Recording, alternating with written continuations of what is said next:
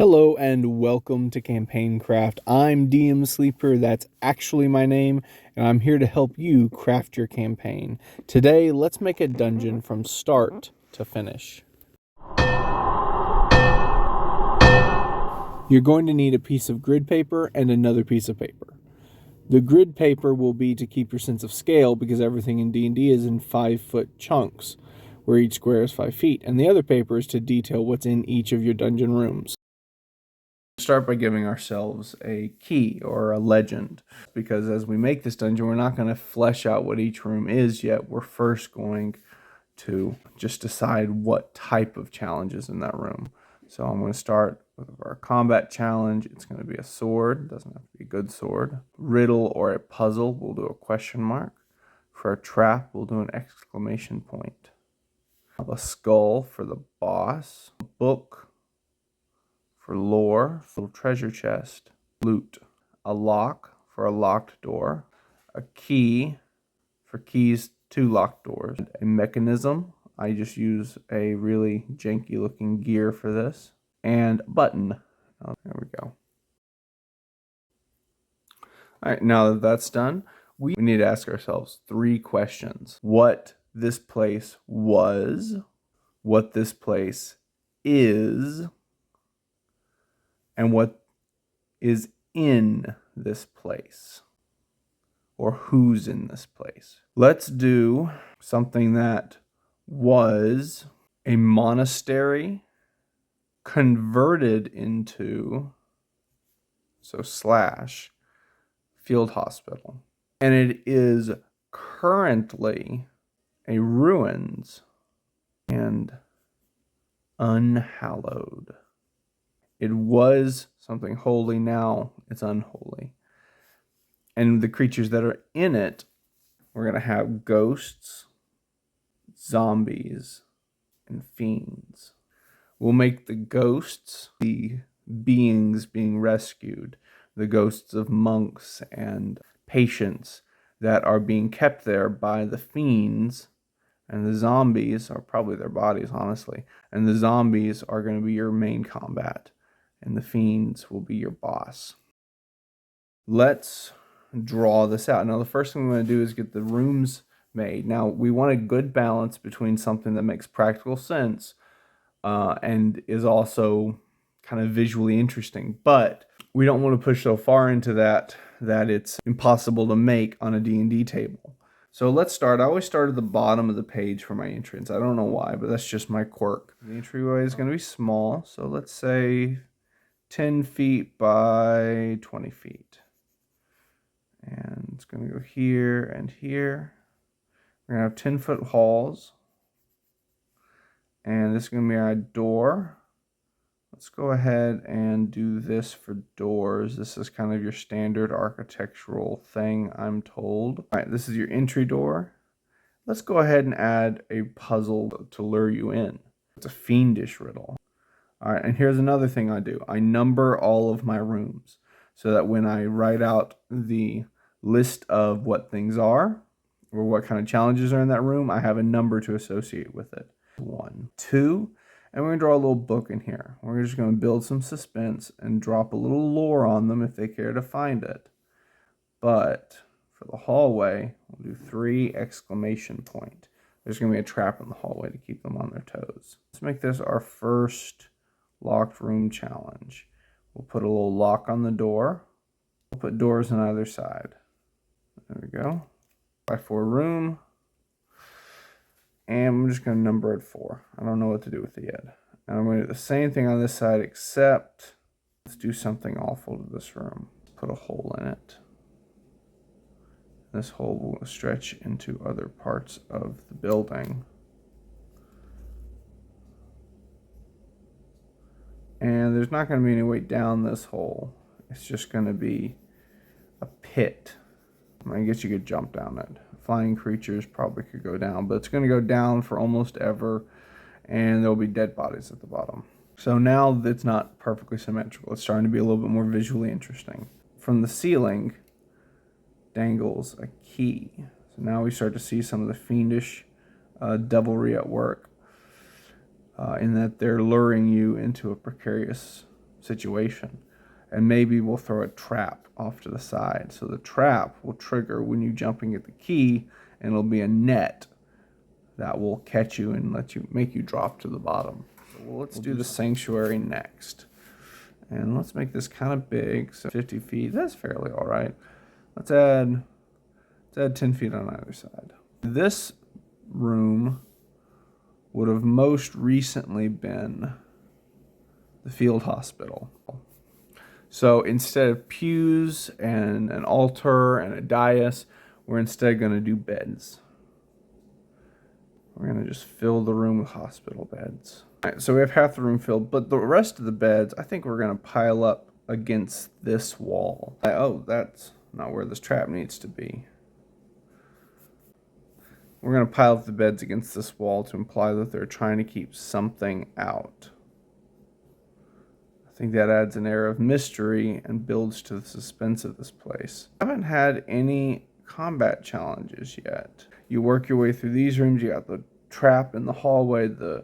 You got the key dangling from the thing over here with the trap ready to get you. This room, let's do another puzzle in here to kind of try and keep from showing our hand too quickly. We're just raising questions. What happened here? We'll make this a prayer room, okay? Or like a confessional type of deal. And there'll be a little sectioned off zone here for your confession booth. And some prayer altars along the wall. And then I'll just have to remember all of the icons or statuary or anything holy, representing anything holy in this room is going to be desecrated. Now this room, we know what's coming. There we go. And we're just going to say zombies. Let's have a couple of rooms off to the side. You got to have a place for monks to eat, and you got to have a place for monks to sleep. Little hallway. With the monks' quarters, and monks don't need a whole lot of room to sleep in. They sleep in little cells. So this 5-foot hallway broken up into 10-foot by 10-foot cells. This room, you could put lore in it. Ooh, I'm going to put something new. I'm going to put ghosts in here, and ghosts aren't any of these. They're actually going to be for NPCs. So we'll put a couple of ghosts in here.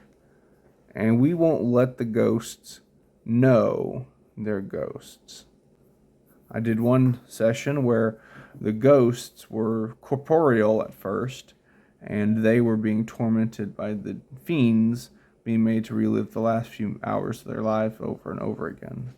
All right, and we're going to go ahead and throw in some loot. And we're going to do like a kitchen area, and this is going to be where the boss fight is. But let's lock this door. And let's say the lock of this door is not going to be answered with a key. It's going to be the ghosts. So you have to talk to the ghosts, and the ghosts will unlock the door for you if you can solve whatever problems they bring to you. Kitchen as well. Off to the side, it'll be a little bit smaller. Do some tables in here for the monks to sit around. This is actually going to be where our boss is, and it's going to be whatever demon is holding them. Now we're going to put loot in the kitchen. All right, 10 rooms. Let's figure out what's in these rooms. Let's do it on this page because I want to be able to remove pages without worrying about taking away part of another dungeon. 1, fiendish entry puzzle. I like rhyming riddles. The raise, so a slant rhyme, it's fine. On high. And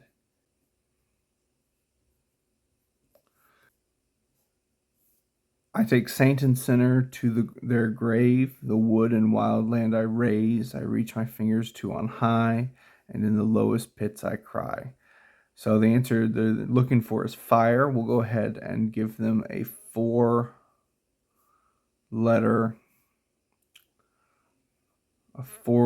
grid because it's kind of a difficult riddle and I don't want them to be there forever.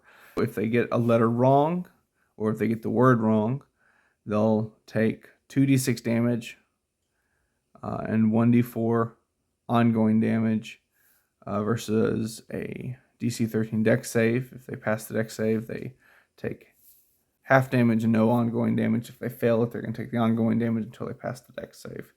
2, lore. This kind of depends on what your world is, but since I'm the one making this, this is the Church of the Holy Symphony. Because in my world, the world was not created through a word, but through a song.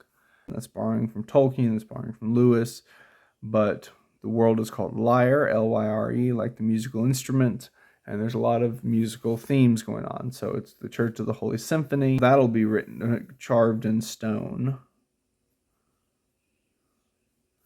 And then in blood, discordant notes.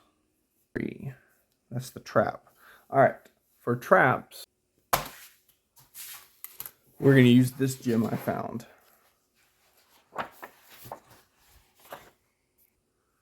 Corridor traps, okay. Now we don't want to get too mechanical. We don't want something that would have had to be constructed. Really, we want something that could be either done completely magically or by the work of zombie hands. There's our fiendish trap. The Avenging Treadmill. Just by looking at that, I see how it basically works. The floor is pulling you one way, and that direction is danger. All right, that's enough for that. Number 4. 4 is going to be another puzzle, but I don't think it's going to be a necessary puzzle. I'm going to say there's extra loot. I'm going to add this. There's extra loot in here if you want it, and you just have to solve the puzzle and it'll be guarded by a ghost. The ghost might be kind of self-aware that it's a ghost. It'll say to you, find my key.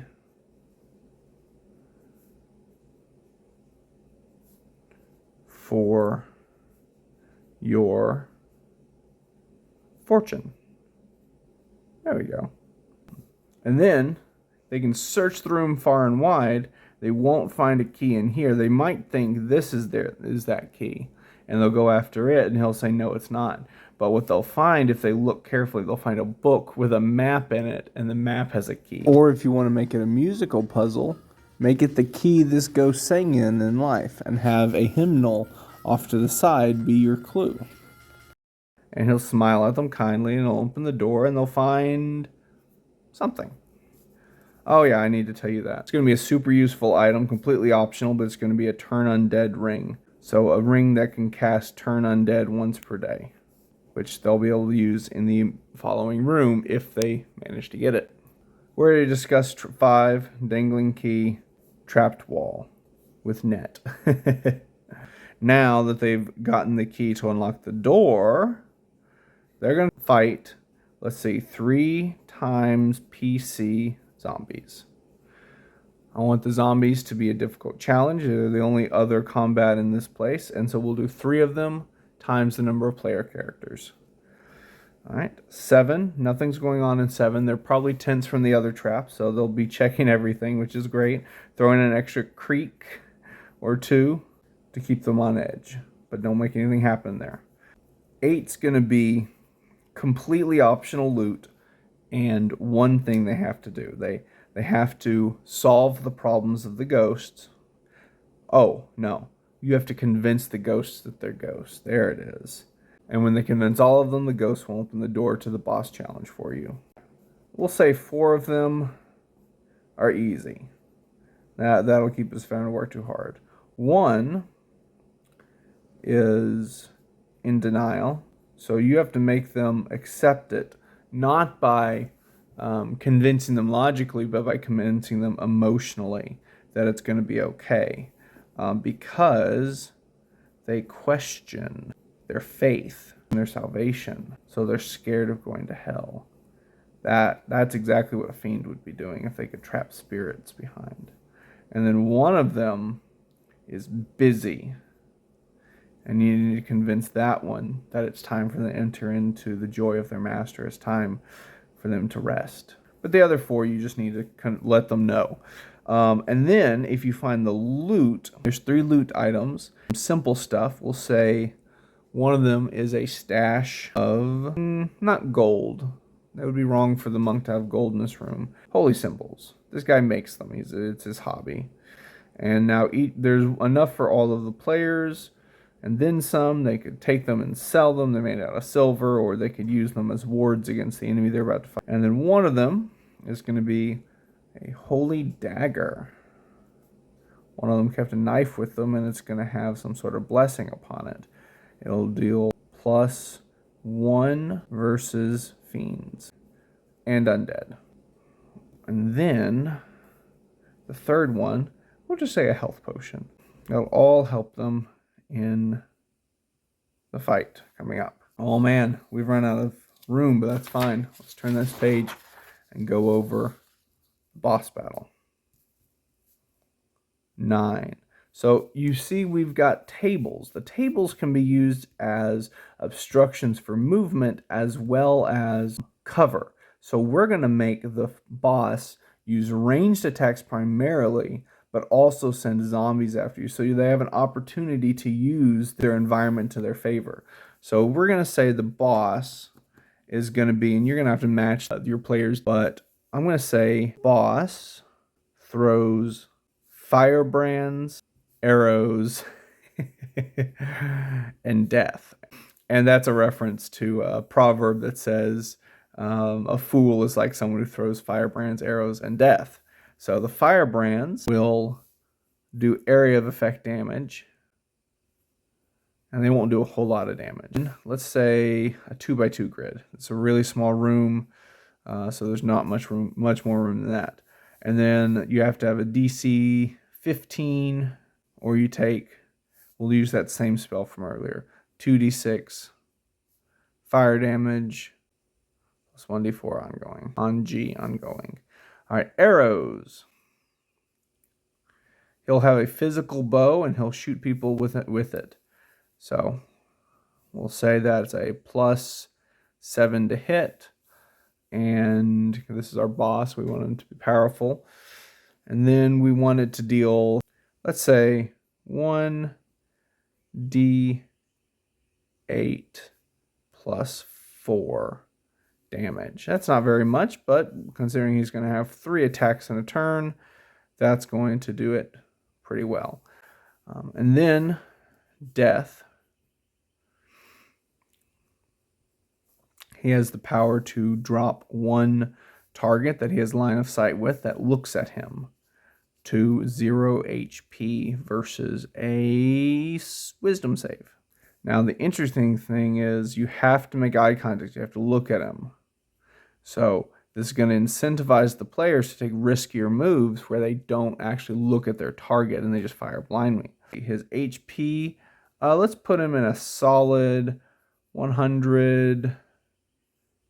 let's say 150 range. With the amount of players you're probably fighting him, that's probably going to be good. But the AC, let's give him a low AC. Somewhere between 13 and 15. Let's just go 14. That way they're hitting him consistently and they're not getting discouraged because he's throwing all this at them. And then damage. Now you can just stick with that. I like to sometimes find the average. I use average damage because it makes the game go faster. And then we're going to have him have 3 zombies.